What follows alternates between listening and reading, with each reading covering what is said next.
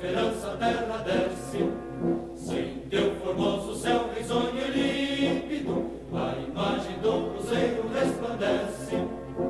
Gigante pela própria natureza, és bela, és forte, pavio do colosso, e o teu futuro espelha essa grandeza, terra dourada. Entre outras mil és do Brasil, ó pátria amada, dos filhos deste sol és mãe gentil, pátria amada, Brasil.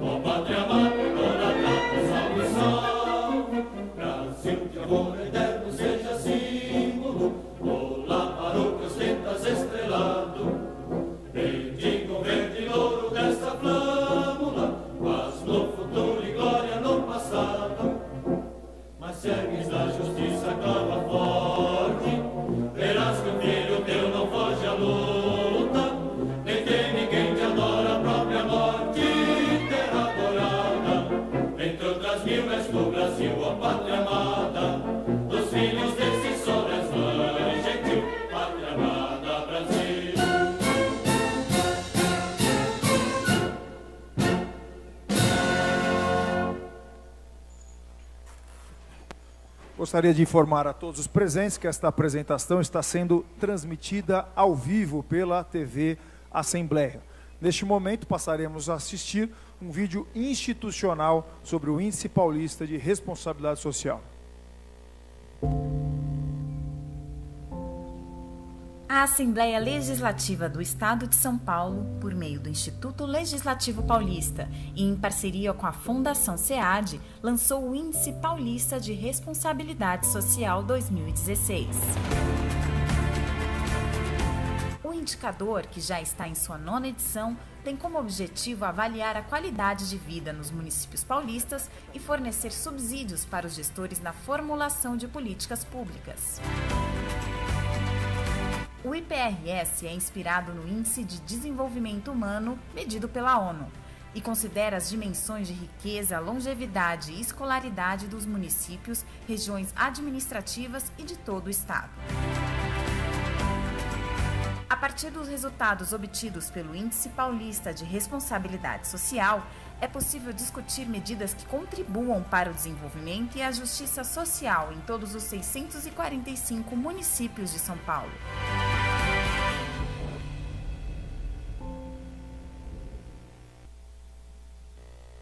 Gostaria de agradecer e cumprimentar, e já convidei para a mesa, para recebermos também o nosso vereador aqui da cidade de São Paulo, o vereador João Jorge, que foi ontem eleito presidente municipal do PSDB, do meu partido. Então, parabéns, João. Bem-vindo aqui à nossa Assembleia Legislativa. Quero agradecer também de coração a minha amiga, essa grande deputada, batalhadora, Clélia Gomes, uma deputada que tem feito a diferença aqui no nosso Legislativo. Agradecer a sua presença, uma salva de palmas também para Clélia Gomes. Quero agradecer ao Cezinha de Madureira, deputado estadual, que esteve aqui também presente. Agradecer ao Dalmo Nogueira Filho, ele que é diretor executivo da Fundação SEAD.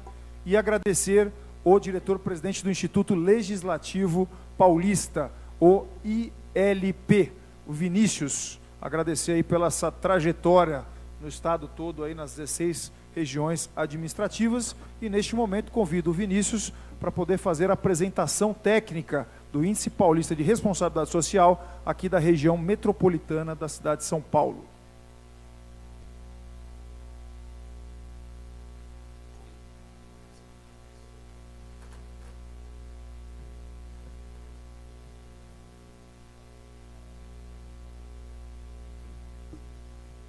Boa tarde a todos, como estão? Prazer estar aqui. Gostaria de começar saudando então a mesa, o excelentíssimo senhor deputado Cauê Macris, presidente da Assembleia Legislativa do Estado de São Paulo, excelentíssimo deputado que passou por aqui, Cezinha de Madureira, a excelentíssima deputada Clélia Gomes, saudar também o excelentíssimo vereador João Jorge, excelentíssimo senhor Dalmo Nogueira Filho, diretor executivo da Fundação SEAD, nossa parceira, demais amigos e amigas, secretários, gestores públicos, prefeitos, ex-prefeitos, vice-prefeitos, dizer então da minha satisfação de poder apresentar aquele que é o fechamento desse ciclo, desse périplo que nós percorremos ao longo de quase 2 semanas, de lançamento do Índice Paulista de Responsabilidade Social na sua edição 2016. Agradeço bastante a equipe do ILP e seus diretores, muito a Fundação SEAD e todos os seus membros aqui presentes, o Sérgio, a Regina, a Margarete, né, e outros que estão aqui, que eu cruzei no caminho até a mesa.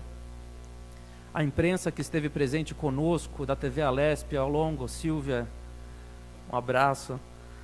E em especial o deputado Cauê Macris, que realmente com um vigor incansável, eu percorri 14 regiões, ele esteve em 16, né, tem um fôlego invejável. Assim como eu fiz em todas as regiões administrativas, começo falando do Instituto do Legislativo Paulista, esse Instituto de Políticas Públicas da Assembleia Legislativa do Estado de São Paulo. Digo que a missão institucional do ILP produzir, agregar e disseminar o conhecimento. Dessa forma, pretende-se contribuir para o aperfeiçoamento tanto do Poder Legislativo como da democracia no Estado de São Paulo. E o LP atua, então, em 4 grandes eixos, que eu destaco: o eixo do ensino, ou seja, o ILP ele é um espaço para capacitação, bem como para disseminação do conhecimento. Atua também no eixo da pesquisa, tentando ou buscando oferecer subsídios de cunho científico, técnico-científico, para orientar as ações do poder público. Atua também no eixo da cultura e educação para a cidadania, procurando fornecer à população instrumentos para o exercício consciente e pleno da democracia. E, por fim, o eixo da comunicação institucional, divulgando as ações e programas do próprio Instituto e, dessa forma, buscando estabelecer uma interlocução com a sociedade e o poder público e o poder político no Estado de São Paulo.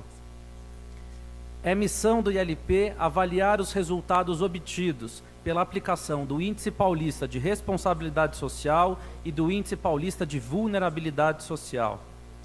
Ambos são instrumentos de gestão pública, tanto para prefeitos como para vereadores, e devem ser apropriados pelos agentes públicos e políticos, possibilitando, dessa forma, uma reflexão acerca das ações públicas, bem como do desenvolvimento social dos municípios e regiões no Estado de São Paulo. Passo agora, então, propriamente para a nossa apresentação dos resultados da região metropolitana de São Paulo. E a apresentação, então, está dividida em 2 pequenas partes. Na primeira parte, farei uma breve explanação de como está formado o índice. O deputado já ouviu essa explicação algumas vezes. E depois, propriamente, passamos aos resultados da região metropolitana em si. Como vocês viram no vídeo institucional, o IPRS foi desenvolvido em um diálogo com o projeto do Índice de Desenvolvimento Humano da Organização das Nações Unidas. Encontra-se atualmente na sua 9ª edição. Sua metodologia foi levada até a Organização das Nações Unidas, exposta lá e reconhecida como uma metodologia importante para aferir os resultados referentes ao desenvolvimento social de municípios e regiões. Está estruturado como parte de um sistema que, ao mesmo tempo, é abrangente e também completo de indicadores. É o IPRS que procura oferecer uma radiografia da situação socioeconômica dos municípios paulistas. ele permite uma maior agilidade na detecção de mudanças em curtos períodos de tempo. Isso porque, como vocês sabem, o IDH, Índice de Desenvolvimento Humano, possui sim uma apuração que é anual. Todavia, se observarmos o Índice de Desenvolvimento Humano dos municípios, o IDHM, a sua apuração já passa por um outro componente, possui uma periodicidade que é decenal. Ao observarmos o IPRS, as suas edições bienais, diminuímos o gap do gestor público a fim de que ele tenha informações sobre o desenvolvimento social e econômico da sua região num período mais curto, facilitando então como sendo um instrumento de gestão capaz de fornecer então condições para que ele possa tomar decisões melhor amparado. E é fato que o IPRS ele se consolidou como parte de um sistema de indicadores que ele é reconhecido pelos poderes públicos locais. Numa busca pela internet, não é incomum achar os dados do IPRS dentro das páginas institucionais de prefeituras. Ao mesmo tempo, ele também é utilizado pelas secretarias municipais ou pelas diretorias dos municípios. Mas não apenas isso, é utilizado também pelas secretarias estaduais, é utilizado pelas agências estaduais de fomento, pelas agências estaduais de desenvolvimento. É o IPRS o índice que permite uma comparação saudável entre as diferentes prefeituras do estado de São Paulo. E este índice, então, instrumento de diagnóstico da situação municipal para suas políticas sociais, ele é composto, então, de 12 grandes indicadores que estão divididos em 3 grandes dimensões, como vimos no vídeo. Essas 3 grandes dimensões são a riqueza municipal, a longevidade e a escolaridade. A partir dessas 3 dimensões, os 645 municípios do estado de São Paulo são divididos então em 5 grandes grupos. Todavia, antes de observarmos que 5 grandes grupos são esses e como são formados, vamos olhar um pouco mais detalhadamente quais são então esses 12 indicadores que estão divididos nessas 3 perspectivas que comentamos.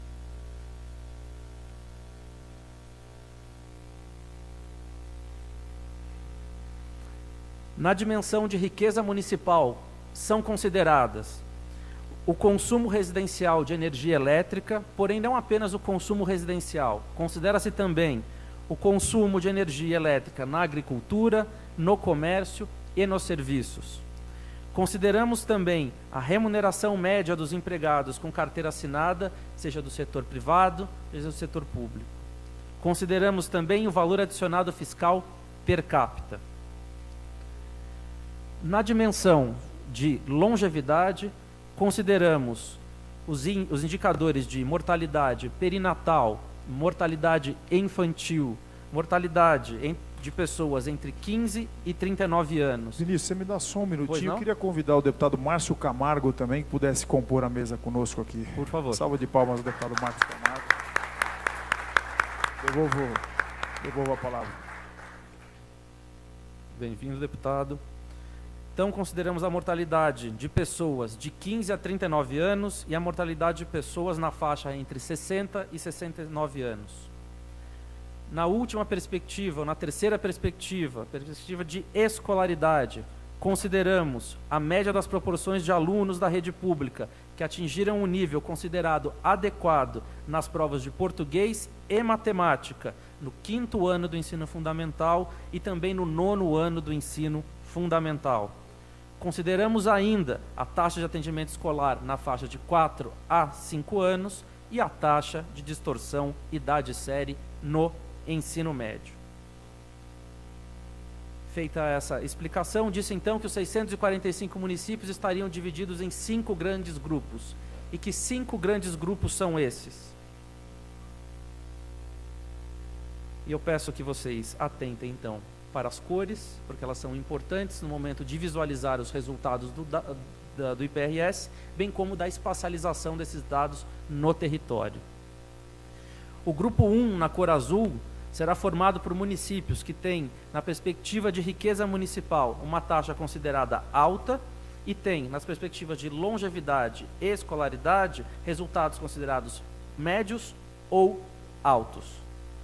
No grupo de número 2, na cor verde, teremos a riqueza municipal também alta, porém teremos ou baixa longevidade ou baixa escolaridade. No grupo de número 3, a riqueza municipal, por sua vez, é baixa, todavia, é média ou alta a longevidade ou a escolaridade. No grupo de número 4, na cor laranja, temos a riqueza municipal baixa e ou baixa longevidade ou baixa escolaridade. Por fim, no grupo de número 5, na cor vermelha, temos baixa riqueza municipal, baixa longevidade e baixa escolaridade. Tendo sido feita essa introdução, essa explicação de como o IPRS ele está estruturado e como os municípios estão divididos, passamos propriamente dito para os resultados da região metropolitana de São Paulo. Primeiro, vamos observar com relação às 3 grandes perspectivas. E ao observarmos a perspectiva de riqueza, eu peço apenas que antes da gente olhar, tenhamos em consideração 2 aspectos. O primeiro deles é esse tracejado na cor vermelha. Ele é o nosso parâmetro, porque ele trata da média estadual. Então ele é um bom referencial para os nossos resultados. Em segundo, peço que observem a linha horizontal, onde temos aí 4 apurações de IPRS passados, permitindo que nós possamos identificar a tendência.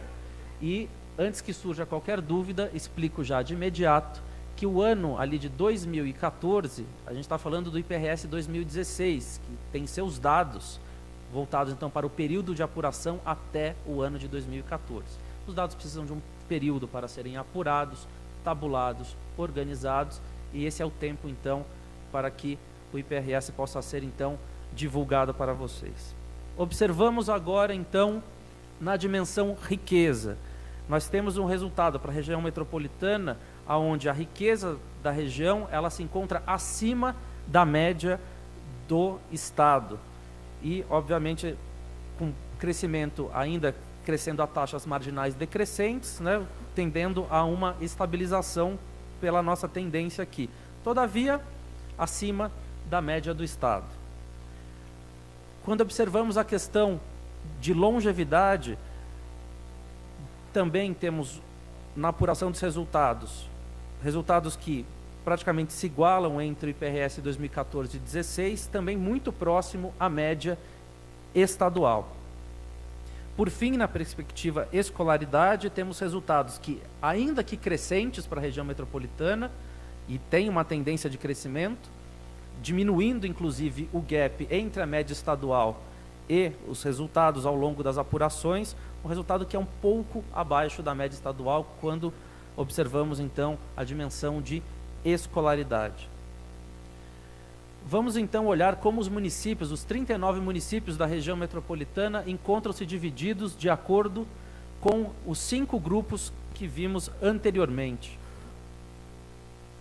Temos então 6 municípios no grupo 1, 18 municípios no grupo 2, na cor verde, 2 municípios no grupo 3, 5 municípios no grupo 4 e 8 municípios no grupo 5. Todavia, quando observamos o contingente populacional, somando os grupos de número 1, 2 e 3, nós temos mais de 18 milhões de habitantes concentrados em municípios que estão nos grupos de 1 a 3, cujo desenvolvimento social é considerado de alguma forma satisfatório. Então isso também é um dado que nos chama a atenção e pontua para a qualidade de vida da região metropolitana. Não que não tenhamos desafios a cumprir com o contingente populacional referente aos municípios 4 e 5. Ao observarmos então esse resultado em perspectiva histórica,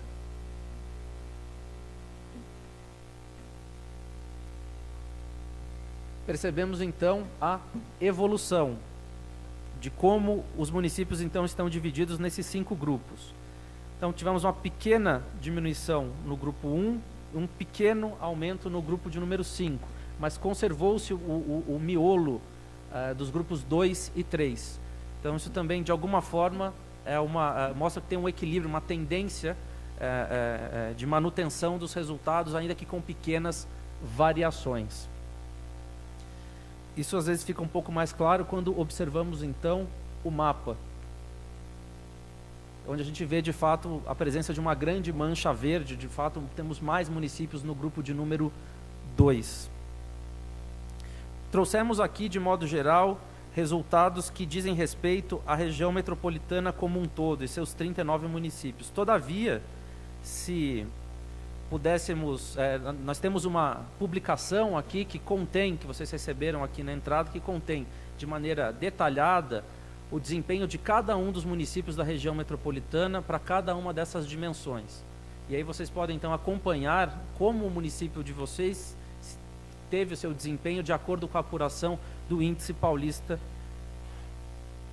de Responsabilidade Social.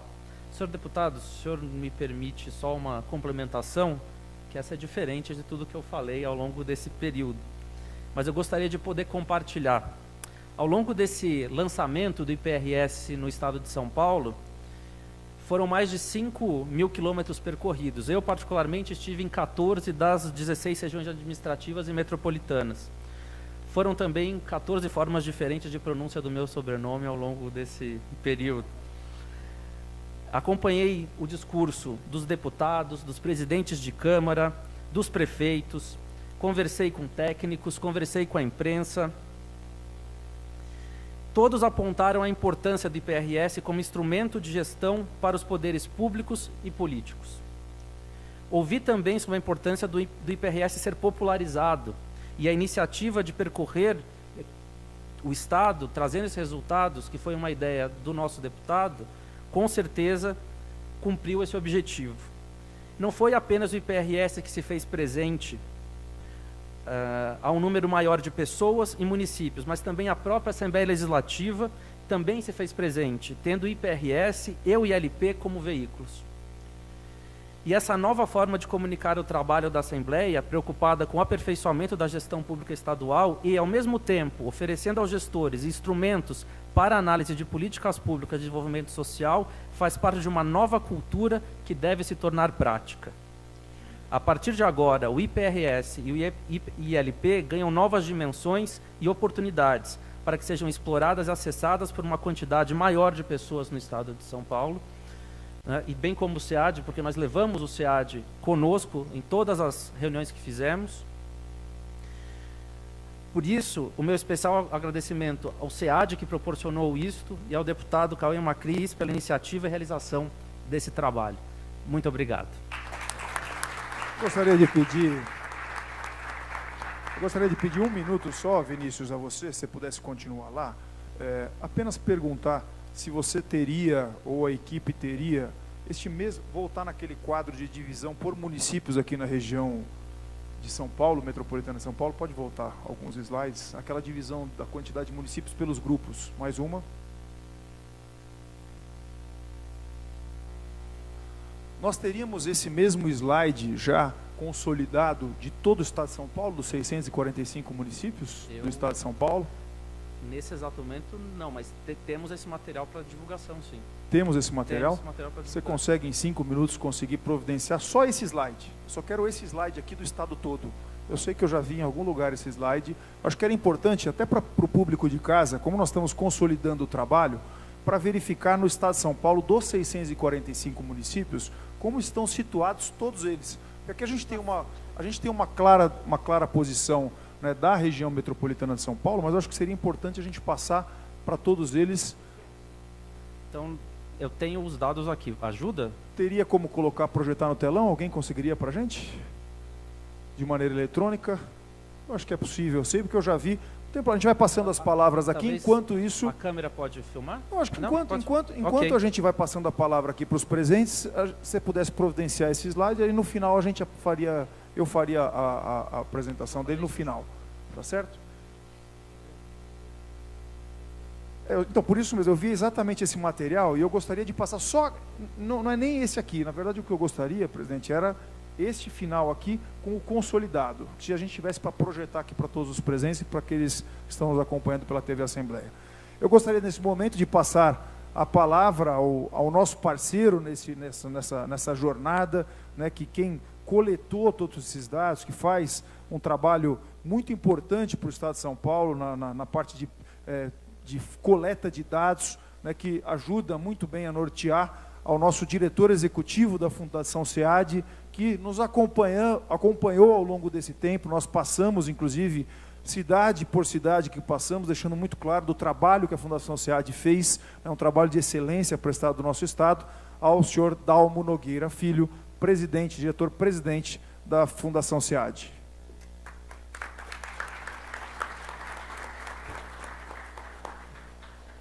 Queria agradecer as palavras do presidente, do excelentíssimo senhor presidente da Assembleia, Cauê Macris, e até pediria que você cumprimentasse o seu pai, que eu fui muito amigo do seu pai, e trabalhamos junto na época do governo Covas. Queria cumprimentar os deputados presentes, prefeitos, vereadores.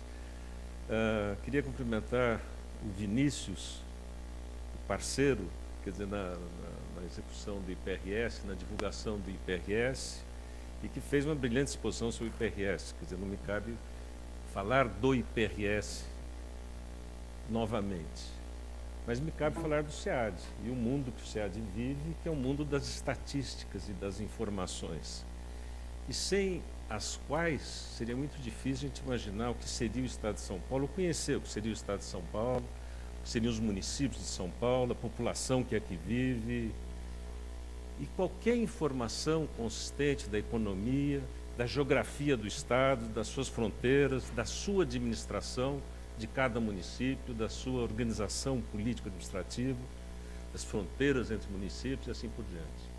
Esse é o mundo da estatística e do SEAD, e ele é fundamental. Como saberíamos quantos somos? O que fazemos? Como compararíamos a qualidade de vida, a igualdade ou desigualdade social, sem números, dados e estatísticas? Até eu trouxe, quer dizer, a partir do começo, por exemplo, se os senhores entrarem no site do SEAD, da internet, todo esse mundo da coleta e organização da estatística e divulgação está modernizando demais. Como compararíamos a qualidade de vida, a igualdade ou desigualdade social sem números, dados e estatísticas? Até eu trouxe, quer dizer, a partir do começo, por exemplo, se os senhores entrarem no site do SEAD, da internet, todo esse mundo da coleta e organização da estatística e divulgação está modernizando demais. Então, se vocês entrarem no site, por exemplo, vocês vão saber que às 1h30 da tarde de hoje, nós éramos, isso vai alterando, é um relógio populacional, 43.780.620 pessoas no estado de São Paulo, a 1h38 de hoje à tarde. Isso corresponde a 33%, mais ou menos, da população brasileira. Isso muda a cada minuto. 2 trilhões de PIB o ano passado, está nessa primeira parte das informações básicas. E esses 2 trilhões de PIB corresponde também a 33%, mais ou menos, do PIB brasileiro. Agora, numa área de 250 mil, mais ou menos, quilômetros quadrados, 3% apenas da área brasileira. E é fantástico de tentar entender o porquê. Uma população de 43 milhões, que produz 2 trilhões, está numa área, no fundo, tão pequena. É isso que a estatística e os números trazem. A gente vê o que é diferente, o que é difícil de compreender, se faz perguntas, e para o governante essas perguntas são essenciais. Porque é a partir daí que eles vão procurar respostas para poder administrar, para poder fazer leis, para poder ter eleitores. Então, nessa linha de números, né, se tem sempre questões interessantes, né? Principalmente, como até salientou muito o Vinícius, que dos números, vamos dizer, nós temos no SEAD uma fotografia do dia de hoje, do que é esse Estado. As informações podem até ser mais antigas, se você checar se a informação é correta, muitas vezes é um processo lento. Mas no dia de hoje tem uma fotografia. Agora, essa fotografia se enriquece se você volta para o passado, para saber como é que você chegou aí. Só para dar algum exemplo, que eu também peguei hoje hoje à tarde no site do SEAD também, né? Um exemplo que é gritante, que trata de uma questão muito atual. Por exemplo, em 1980, para cada 100 habitantes com menos de 15 anos de idade, você tinha 18 habitantes com mais de 60 anos de idade. 1980. Nós estamos em 2017. Vendo no nosso relógio habitacional, populacional, nós temos atualmente 73 com mais de 60 anos. Então, dos 18 em 1980, nós temos 73 a serem sustentados pelos mesmos 100. Esse é um dos problemas que se discute tanto previdência. Não estou querendo dar uma solução. Estou mostrando que os números, se comparando, eles começam a mostrar questões interessantes. E tem uma outra que também faz vocês perguntar, mesmo na mesma linha, né? E aqui pensando um pouco, pegando a região metropolitana de São Paulo, ou a cidade de São Paulo, né? Você tem uma questão que aparentemente não tem muito a ver. O nome é até meio estranho, chama razão de sexo. Quer dizer o quê? Qual é a quantidade de homens e mulheres numa população? Então, se você pegar o mesmo 1980, você tinha um pouco que a natureza normalmente dá, o mesmo número de homens e mulheres. Havia uma pequeniníssima diferença a mais para as mulheres. 100%, os homens 99,99%. E hoje em dia, se você pegar São Paulo, são 92 homens para 100 mulheres. O que aconteceu? A primeira coisa que vem na sua cabeça, o que é? Homem morre mais, é mais drogado. Então, você tem questões de segurança pública que começam a explicar situações como essa. E te obrigam a refletir e pensar em políticas, metas a serem atingidas e assim por diante. É claro que o número, esse mundo da estatística é algo que o tempo inteiro fica te colocando questões. E se você não vem para o histórico e vai para o lado, para os vizinhos, que é o que o deputado Cauê estava perguntando, pedindo um mapa, você está vendo nesse quadro o que aí indicadores permitem você comparar resultados. Daí a importância do IPRS. O IPRS junta 12 indicadores, 12 estatísticas como essa que eu peguei, cada uma com a sua riqueza própria, riqueza no seu histórico, riqueza na sua comparação com o vizinho. Por que o vizinho, que é muito semelhante, o município é muito semelhante ao meu, tem tal resultado na escolaridade e o meu não está tendo? Essa é a base, quer dizer, da informação que você vai encontrar numa instituição como o SEAD, para conseguir ter uma gestão adequada. Que você conhece o passado, procura achar causas desse passado, consegue aí estabelecer metas que sejam consistentes. Então, nós estamos num campo, quando você imagina o IPRS e também o de vulnerabilidade social que a Assembleia criou, que a Assembleia deu um passo enorme no passado, no sentido de dar instrumentos para os governantes, de um lado, poderem governar direito. E para a população, de outro lado, cobrar dos governantes, quer dizer, que eles trabalhem direito. E isso foi fantástico e é reconhecido pela própria ONU o avanço que esses indicadores trouxeram para a gestão municipal, pública em geral, quer dizer, do governo, da União, de quem quer que seja. Não é possível, hoje em dia, você governar sem ter estatísticas adequadas como base das suas decisões, das suas ações. Eu não vou me prolongar, porque eu estou falando numa casa que mostrou que isso é importante. O de vulnerabilidade social tem um avanço, pena que só de 10 anos, porque ele transforma o censo é feito em cada casa. Com isso você